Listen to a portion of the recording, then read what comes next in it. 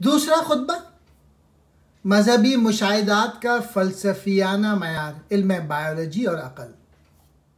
ہستی مطلق یعنی اللہ تعالیٰ کے یقین تک پہنچنے کے لیے کونی، غائی اور وجودی 3 قسم کے دلائل پیش کیے جاتے ہیں، لیکن ان سب دلائل میں منطقی خامیاں موجود ہیں۔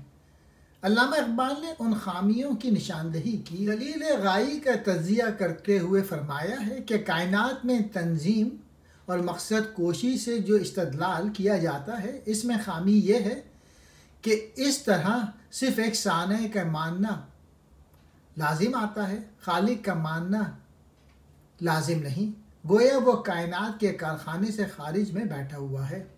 حالانکہ قرآن میں وہ فاطر السماوات والارض مثلا سورہ یوسف آیت 101 بھی کہا گیا ہے، خالق کل شیء سورۃ زمر میں آیت میں ہے، ان اللہ علی کل شیء قدیر، سورہ بقرہ آیت 20۔ دلیل وجودی اور غائی میں کوئی معنی پیدا ہوں گے تو صرف اس صورت میں جب یہ ثابت ہو جائے کہ ہم اپنے ارتقاء کی جس منزل میں ہیں وہ آخری منزل نہیں۔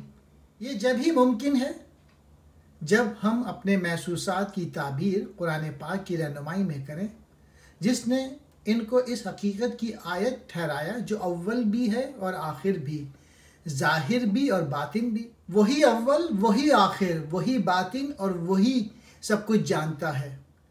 تم جس طرف بھی رخ کرو اسی طرف اللہ ہے، اور اللہ ہر چیز پر احاطہ کیے ہوئے ہے، اور وہ تمہارے ساتھ ہے، تم کہیں ہو۔ گویا یہاں روح کو مادے کی ضد کہا گیا ہے۔ انسان کو بچتی ہوئی مٹی سے بنانے کے سلسلے میں اللہ پاک نے فرشتوں سے فرمایا، تو جب میں اسے ٹھیک کر لوں اور اس میں اپنی طرف کی خاص معزز روح پھونک دوں تو اس کے لیے سجدے میں گر پڑنا۔ یہ بھی مذکور ہے کہ شعور کے بعض ایسے مراتب بھی ہیں جن کا ہمیں کوئی علم نہیں۔ یہاں اس اضافی حساب زمانی کے لیے سورۃ الحج کی آیتیں دیکھیں، اور بے شک تمہارے رب کے ہاں ایک دن ایسا ہے جیسے تم لوگوں کی گنتی میں 1000 برس۔ شعور کے ایسے مراتب کے لیے جن کا ہمیں کوئی علم نہیں، مثال کے لیے سورہ آل عمران دیکھیں، بلکہ وہ شہداء زندہ ہیں، اپنے رب کے پاس روزی پاتے ہیں، خوشی کرتے ہیں اس پر جو اللہ نے دیا ان کو اپنے فضل سے۔ اسے ہر دن ایک کام ہے، پہلے بھی آ چکا ہے کہ قرآن مجید کی روح سے کائنات میں اضافہ ممکن ہے، گویا وہ ایک اضافہ پذیر کائنات ہے۔ اور جو منکر ہو تو اللہ بے شک سارے جہانوں سے بے پرواہ ہے۔ مذہب بے شک قرب چاہتا ہے، اور سجدہ کرو اور ہم سے قریب ہو جاؤ، اور آپ سے جب میرے بندے مجھے پوچھیں تو میں قریب ہوں۔ تیسرا خطبہ، The conception of God and the meaning of prayer۔ لم یلد ولم یولد، نہ اس کی کوئی اولاد ہے اور نہ وہ کسی سے پیدا ہوا۔ بے شک تمہارا رب جب جو چاہے کرے، اس کا کام تو یہی ہے کہ جب کسی چیز کو چاہے تو اس سے فرمائے کہ ہو جا، وہ فوراً ہو جاتی ہے، اور ہم اس سے رگے جان سے بھی زیادہ قریب ہیں۔ زندگی میں از خود عمل کی استعداد موجود ہے، اس کے متعلق سورۃ البقرہ میں ارشاد موجود ہے، اس نفس کا فائدہ ہے جو اچھا کسب کیا، اور اس کا نقصان ہے جو برا کسب کیا۔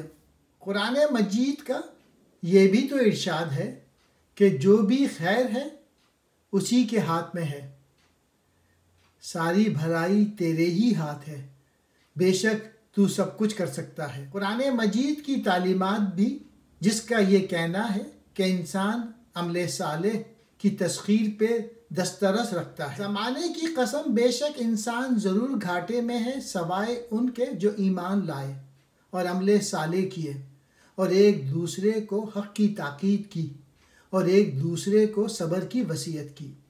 میں بنانے والا ہوں زمین میں اپنا خلیفہ، اور تمہارے لیے زمین میں ایک وقت تک ٹھہرنا اور برتنا ہے، اس دنیا میں رہنے کے لیے اللہ کا شکر گزار ہونا چاہیے۔ انسان کی پہلی نافرمانی وہ پہلا اختیاری عمل تھا جو اس نے اپنے ارادے اور اپنی مرضی سے کیا، اور یہی وجہ ہے کہ ارشاد قرآنی کے مطابق آدم کا یہ گناہ معاف کر دیا گیا۔